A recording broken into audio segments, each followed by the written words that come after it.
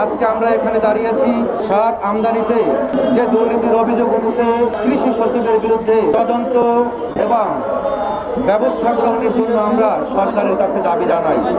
সার এবং কৃষি বীজ নিয়ে রাষ্ট্রীয় দুর্নীতি এবং এই দুর্নীতিবাজ কর্মকর্তাদের লুটপাটের কারণে আজকে আমাদের কৃষি ব্যবস্থা ধ্বংসের মুখে এবং আমাদের কৃষি পণ্যের প্রতিটি পণ্যের দাম আকাশ ছোঁয়া, যা জনগণের হাতের নাগালের বাইরে। আমাদের সাংবাদিকরা এই কৃষি সচিবের দুর্নীতির বিরুদ্ধে প্রতিবেদন ছাপিয়েছে। এটি কি অন্যায়? প্রতিবেদন ছাপানোর জন্য সেই স্বৈরাচারী শেখ হাসিনার সরকারের মতোই বর্তমান সরকারের কর্মকর্তারা সাংবাদিকদের দমিয়ে রাখতে চায়। আমি স্পষ্টভাবে বলতে চাই, সাংবাদিক সমাজকে আর দমিয়ে রাখা যাবে না। সাংবাদিকদের সকল হত্যা, গুম, হুমকির প্রতিবাদে এভাবেই রাস্তায় দাঁড়াবে।